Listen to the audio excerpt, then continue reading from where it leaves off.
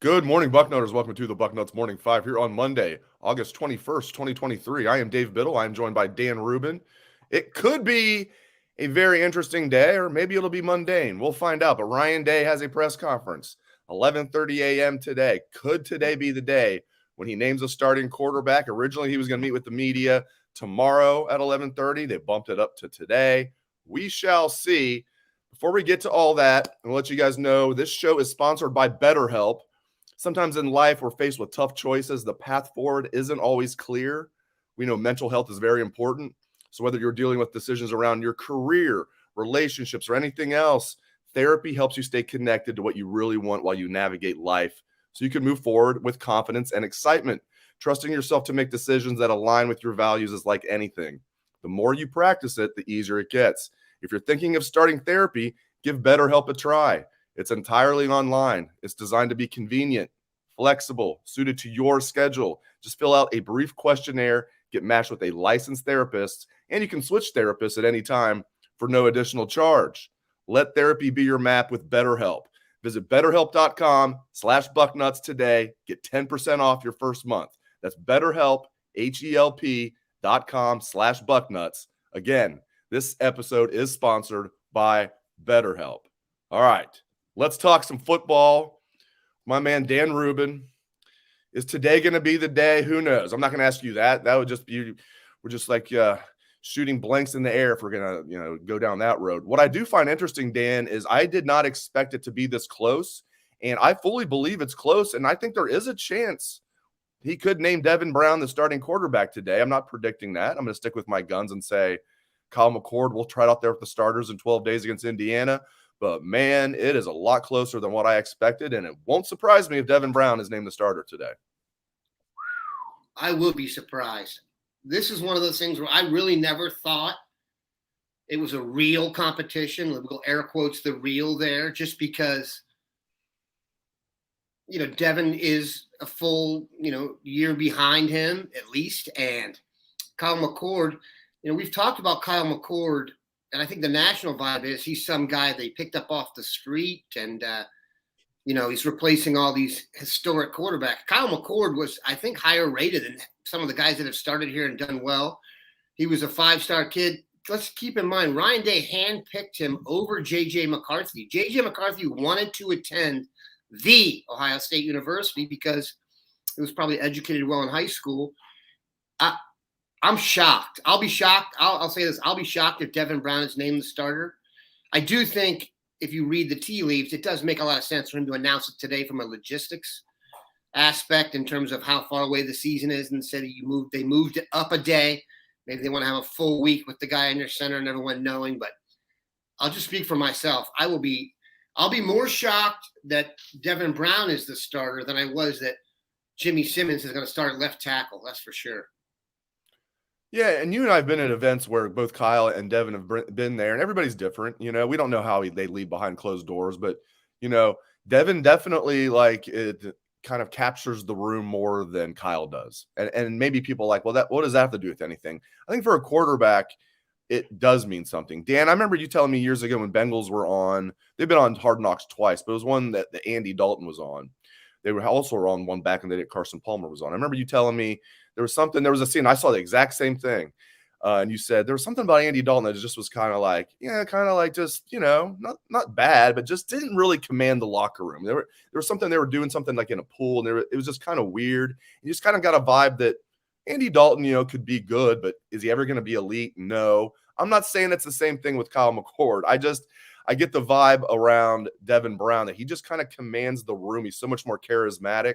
And if it's really that close on the field and he's maybe a better leader, he's more mobile, he's a year younger, you could say if it's a tie, go with the younger guy. A lot to unpack there. We're just shooting the crap about Ohio State football, but what are your thoughts?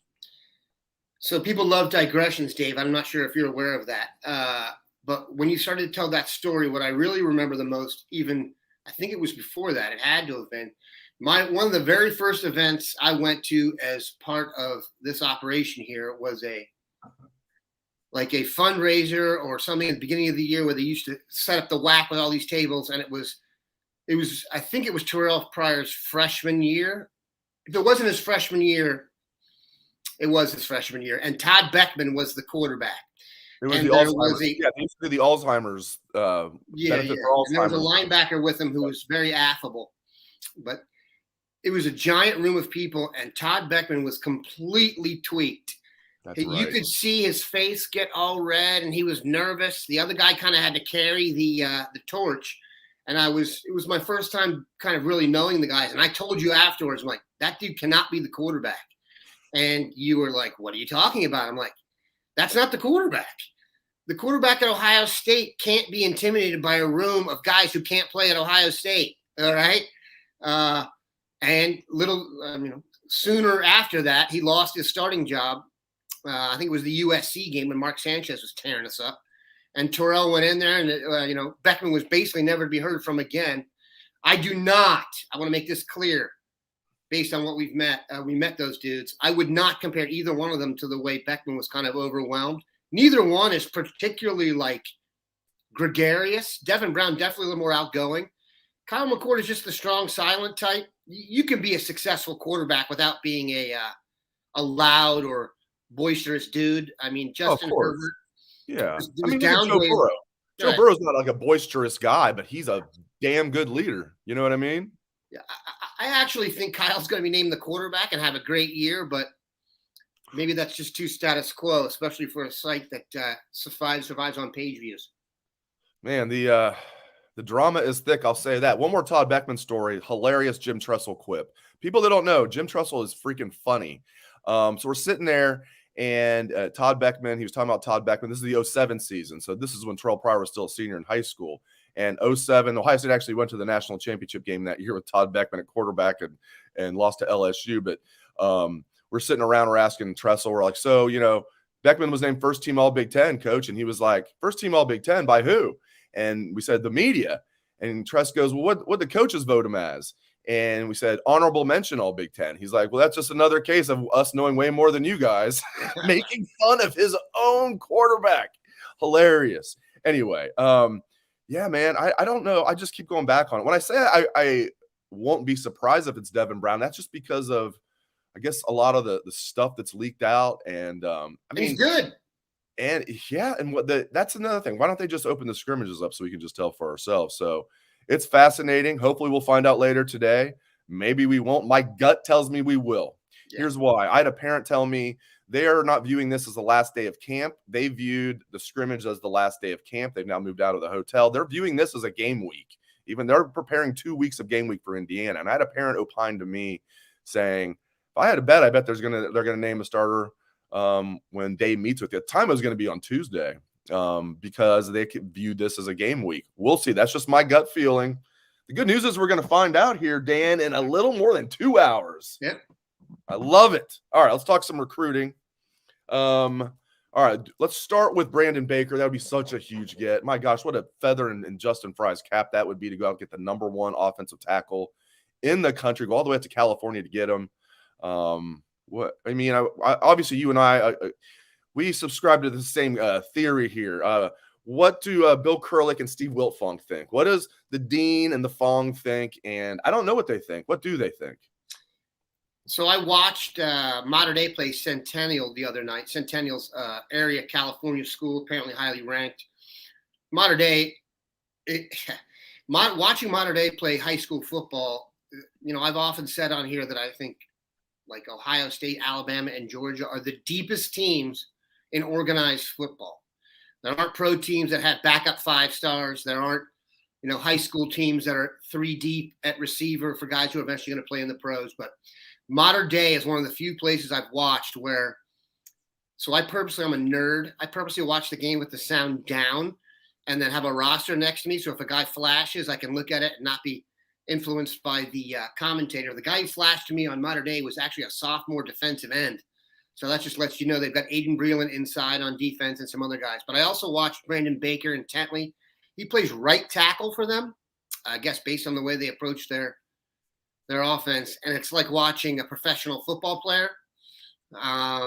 He looks the part. He's got great feet. He's already kind of leaned out a little bit. I've had Mark Porter on the show many, many times, and the comparison, and it's not just because I'm a Cowboys fan. He's very Tyron Smith-like in that if you saw Brandon Baker in person, you would know he's a football player, but you may not necessarily know he's an offensive lineman. Readily, he's not a big ugly or a big floppy belly type. He's more of a big athlete. If you read Greg Biggins, the West Coast 24/7 recruiting stud, was out at the game and did an article. And this is going to be a little bit of a run here. This isn't a recruitment that's anywhere near being complete. He talked about maybe the end of September or mid-October. He's still got a visit left in Nebraska. It does seem that Ohio State and Texas are maybe out front with Nebraska trailing, but Oregon and Florida State are mentioned on there. In this era, the NIL era, and I'm not saying I don't think Brandon Baker is necessarily the prime NIL suspect, as it were. I really hope they get him, but if I said right now I had a real strong feeling that they were, I would be fibbing. Like you said, it's an incredibly important recruit for Justin Fry. We talked to him at the foundation dinner, and Brandon Baker is one of the guys he mentioned by name. He was actually, at the time, headed out there for a trip, and he has the West Coast ties. It would be an amazing commitment, not just for the fact that he's tremendous as a prospect, but it would probably, like you said, be such a feather in Justin Fry's cap early on here to snag the number one offensive lineman. You get a little run here going with Paris and then guys like this. So it would be an incredible pickup, but I'm going to wait to get all geeked up about this one until we get about a week before the announcement. I hear you. I'm in that same boat. All right, Eddrick Houston. Now, there are no crystal balls for Brandon Baker from anyone. Eddrick Houston has two that have been put in by the Fong and the Dean. Now, I think they were put in a while ago. Correct me if I'm wrong, but my vibe is they're going to get Eddrick Houston. My vibe, for some reason, a couple weeks ago, I don't know why, I just had the vibe that maybe he was going to go elsewhere. I was picking the field over Ohio State. Now I'm getting the vibe. This is just me, and I'm just following the recruiting insiders. The vibe I get is, if I had to bet, I think Eddrick Houston's going to be a Buckeye. I think that's the good bet right now. Like sometimes you got to stick with your convictions, and like we said, if Crystal balled it there, I'm willing to ride that into infamy. If they're wrong, so be it. It's tomorrow night, by the way, the commitment, and sounds like it's Ohio State versus Alabama. Certainly not the team you want to be battling down the stretch. Right. We're gonna win this one, though, right? This is I would hope so. Like Von Bell all over again, right? I hope. I mean, I do think there's a really good chance they get him. I would not, guarantee it just because of the way things have gone. But yeah, I mean, if I had money on it, I would bet on the Buckeyes. But like I said, I'm at the last team, but one of the last teams you'd like to be involved with at the end is Tricky Nick and crew. Yeah, let's keep our fingers crossed on that one. You're right. I'd almost rather it be Georgia, even though that's yeah, it's like Alabama. We have post-traumatic stress disorder from the recruiting battles we've lost against Alabama, but maybe this will be a Von Bell, like I said. Yeah, all right, if you look at the recruiting battles, and we go crazy here, right? When the guys commit and stuff, but if you actually look and project it out, the biggest losses they've had have been to Alabama. J.C. Latham. I look at guys who they missed out on who play positions of need for us that are now going to be drafted really high. So J.C. Latham was like the biggest miss they've had, a guy they thought they had in the mix and then committed elsewhere. So Alabama's ability to evaluate talent is probably near or close to, that of Ohio State. So let's just cross our fingers that tomorrow night 2 days from now, at this time, you wake up with Eddrick Houston being a Buckeye. You had the great Dane Brugler on Thursday's show. I always love it when Dane's on. He's been a loyal guest of the Bucknuts Morning 5 for a long time, even before he completely blew up. Does a great job for the Athletic. It's just so comprehensive. You can tell he loves it. I mean, the people that are great at what they do love what they do, and you appreciate greatness, Dave, in any field. You put it, exactly. So I want to get into maybe some Buckeyes you think, or maybe Dane mentioned some of these guys. Who are some Buckeyes you think can really help their stock this year? Like Denzel Burke, for example, guys like that. So based on what Dane said, and then I went and Dana and I jested about this, but the bar for putting out a mock draft on the internet is about as high as, getting into your local zoo. You know what I mean? It's not super high. So you got to take it with a grain of salt. But generally speaking, if you look at the individuals in Dane and the level kind of chasing Dane, they have a decent sense of what's up. So if the question is who can help their stock the most, you kind of got to look at how they're thought of right now. So Denzel Burke's a good example. And I heard this from Rick Spielman yesterday, and I was listening to his podcast. If Denzel Burke has a good year, he's going to get drafted in the first round, the end of the first round, early second round. He already fulfills all the physical, twitchy characteristics for them. And he did put a year on tape that they liked. Yes, he was bad last year, or not as good as he has been, but he was good enough the year before. So he already has a higher impression in the eyes of scouts. So his ability to improve his stock is not as much just because he's already higher. I thought about going with Cade Stover, and then I looked it up, and Cade is ranked by many people 3 to 5 on the tight end rankings. The 3rd through 5th tight end gets picked in the end of the second round, early third round. Brenton Strange from Penn State is not a better player than Cade Stover, in my opinion. He was the 61st pick in the draft last year. Now, there was a run on tight ends, so that's different. The guy I think who actually has the chance to improve his stock the most is Jack Sawyer. And this is why. If Jack Sawyer has the year where everyone's checking his birth records to see if he actually is the third Bosa brother, I do think that is such an attractive skill for the NFL that he will move up. He's projected right now, I think, as a top 100 guy. Listen, to Jack Sawyer, and I know I'm going to get is a lot of negativity about him because we haven't really seen it yet. But if Jack Sawyer comes out and has 13 sacks and is a consistent presence, he's going at the end of the first round, beginning of the second round. Guys like that do not last. So of all the Buckeyes are projected so high, most of them, that to say they're going to improve is tough because they're already really high. So Jack Sawyer, based on those, aspects, I think has the potential to raise himself the highest, largely because the other guys are already thought of so highly. All right, stick with me. Dana and I are going to talk more Ohio State football in just a moment. I want to tell you about our other sponsor for today's show. That's AG1. It's a nutritional supplement that supports whole body health. All right, so if you're like me, you're not always the healthiest of eaters. Hopefully you are a healthy eater. And if you are, it's a great product, even if you are eating healthy. Like I was at a fantasy football draft last night. Yeah, probably didn't eat the healthiest of foods. So if you're like me, you're not the healthiest of eaters. Using a nutritional supplement can go a long way. And AG1 is the best product in the field. It has everything you need, so it can replace your multivitamin, your probiotic, or whatever else you use. I've started using this product, and I've noticed a spike in my energy, and I just feel better overall.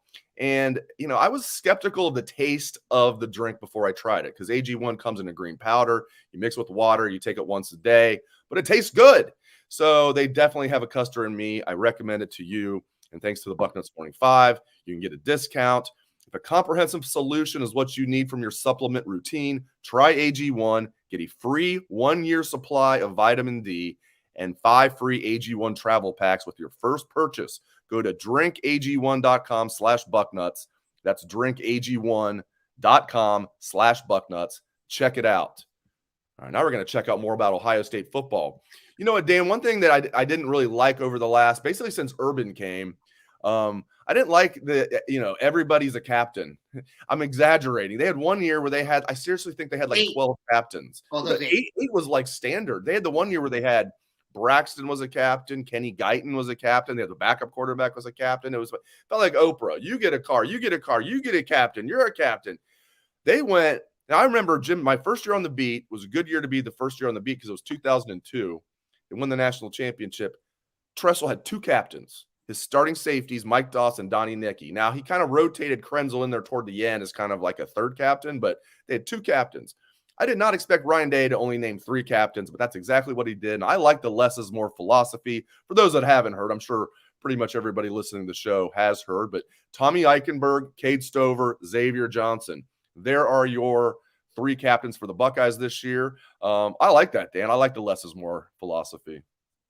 Well, I definitely like it. Captain should be like, if you say you're the captain of Ohio State, man, that should stand out. That shouldn't be something where you look down the roll and, like you said, have 8 to 10 guys. That doesn't make any sense. I was thinking about this. There have been times when Ohio State, after the season's over, if the season didn't end exactly the way the coaching staff wanted, you'll get some hints of, hey, our leadership wasn't great. Some of the guys who were older weren't setting the example. Let me tell you something right now. Eichenberg and Stover are roommates, I believe, and they are a little bit older than the rest of the dudes in the room. And I imagine no one speaks back without raising their hand to either one of them. And I think leadership is going to be fantastic with those guys in charge. I don't know if you remember this. I asked after the Brian Hartline interview that question of if the locker room was a giant brawl, who would step out? The funniest part is his answer was me, and he meant himself, which was hilarious. But my implication was the roommates would get back to back and fight their way out and then probably go have a couple beers together while everyone dealt with the carnage. I think the leadership's going to be tremendous this year. I think that might be the best, salt of the earth Ohio. I mean, we talk about this program maybe not being as Ohio flavored as it once was. Eichenberg and Stover and even Xavier Johnson are true Ohioans, brother. You're not gonna mess with their love of the Buckeye State. So I'm excited about the captains. I think getting Eichenberg and Stover back this year was probably bigger in the short term than any other recruitment you could do. It is not a small deal to have those guys back with their experience and talent. Both, I think, are both are second-round picks, in my opinion. And the best we've had at that position in some time. Cade Stover is about the most well-rounded tight end we've had here in terms of we love hearing about his blocking. And I still think he could break the 30 reception record, which would be cause for, paparazzi. Well, there you have it. We are about 2 hours. Go ahead. I must interrupt.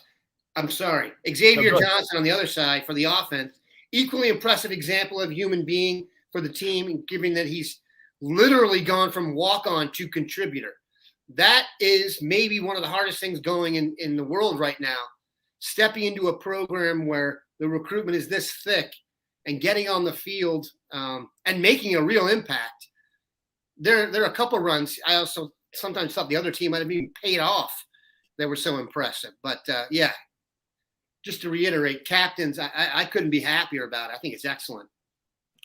All right, my friends, we are about 2 hours on the dot away from Ryan Day's press conference. Again, it could be nothing. It's not going to be nothing. It could be nothing as far as the quarterback announcement, or it could be the quarterback announcement we've all been waiting for. Keep it locked to Bucknuts. We will have video, stories, everything you need to know from Ryan Day's press conference. Again, 11:30 a.m. today over at the WAC. Thanks to Dan Rubin. Thanks to all of you. I appreciate it very much. Hope everyone has a great rest of your day.